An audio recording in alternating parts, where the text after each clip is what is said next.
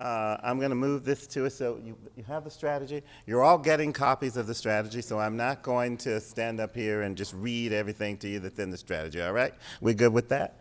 I'll highlight a few things. So we've talked about the vision. You know the vision. Let's get there. The goals remain the same. Reducing new HIV infections, improving access to care and health outcomes, reducing HIV-related health disparities, and achieving a more coordinated national response.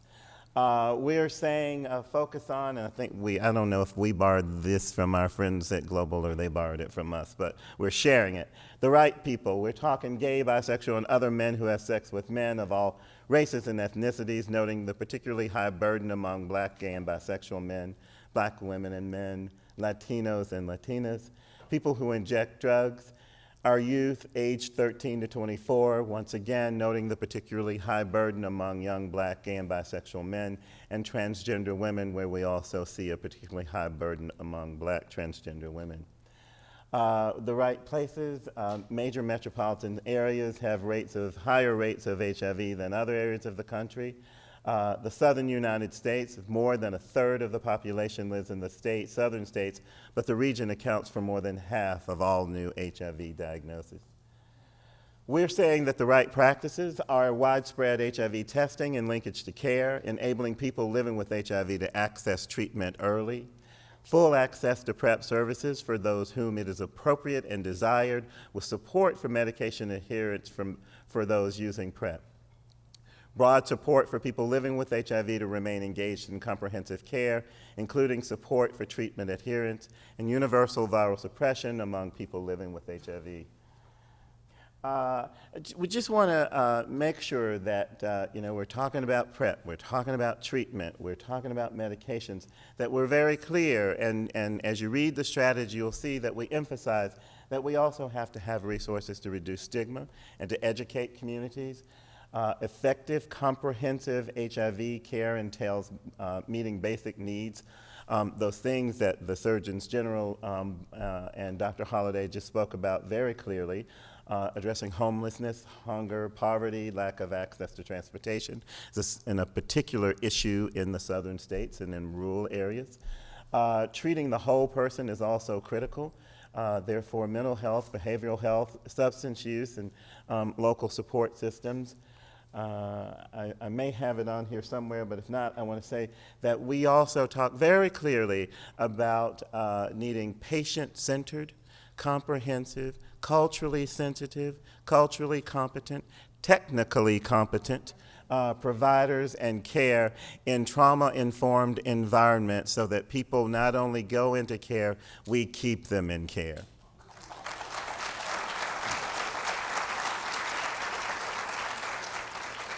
It's in there. What's new, what's different? Harnessing the benefits of the Affordable Care Act, expanded coverage options, incorporating the scientific progress. We've talked about that. Lessons in progress from the 2010 strategy, interagency collaborations, and this is where I will slow down for a moment. And some of you who've heard me speak have heard me say this, but I'm going to say it to you again. And it got reiterated for me in the West Wing a couple of days ago when we do this thing called dashboard, and the Chief of Staff asked us to do a dashboard on the update of the strategy. And we talked about, Amy Lansky was with me, and we talked about the interagency collaboration, and folks sort of looked around the room and it's like, oh wow, agencies actually really work together to get something done for the American people. So you should be extremely proud of yourselves, and this, Jeff, is a direct benefit from the 2010 strategy, and to folks who are not in government, what I want you to know is that these people are working hard for you every day. and then the working groups and ensuring funding allocation. Just a reminder that the executive order this morning integrated both the recommendations from both the HIV and the intersection of HIV/AIDS, violence against women, and gender-related health disparities, and the HIV Care Continuum Initiative. So all of those, both those documents are now a part of the strategy. So we have one document that's driving us forward to 2020. I'm actually not going to, this is where we're going to buy time. As you look through the document, you will see that many of the categories, so you remember that the strategy has the 4 goals, their steps, and their actions. Many of the steps are the same. Some are different, the actions are different. We're focusing on the highest risk populations. We talk about designing and evaluating innovative strategies to fill the gaps where the people we need to reach don't have the interventions that serve them well. We have to develop those.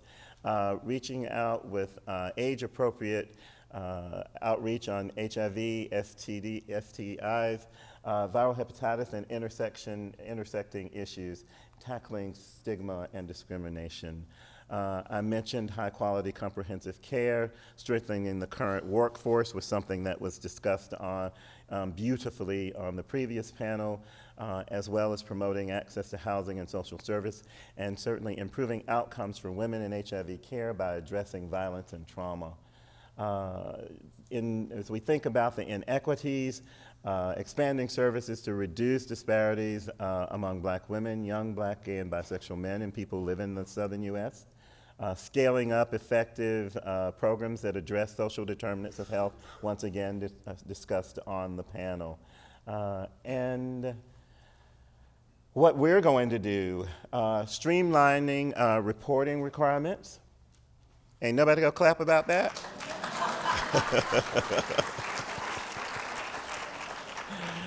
Streamlining reporting requirements, strengthening coordination across data systems and use of data to improve health outcomes and monitor use of federal funds, ensuring coordinated program planning, and promoting appropriate resource allocation.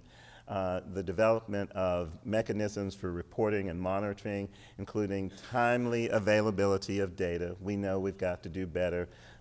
Eugene and folks are working on that every day. It's going to happen.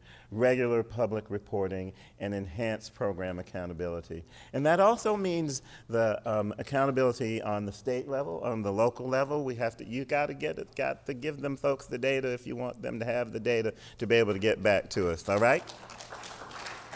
Good. We've talked about this. We've talked about that. You know the deal. We'll be developing the action plan, and it will have, and we'll talk more. Somebody will talk about the action plan. Nope, I'm talking about the action plan.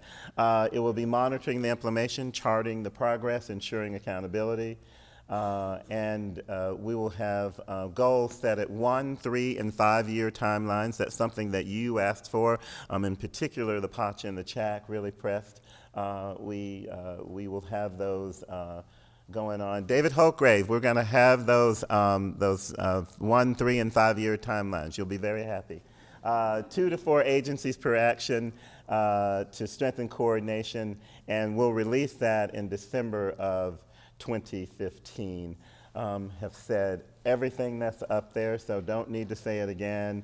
Want to acknowledge you for your hard work and your dedication. You really have informed. I really believe when you read this document, you will hear your voices and the partners throughout federal government, state, tribal, and local governments, advocates and community groups, healthcare providers, and people living with HIV.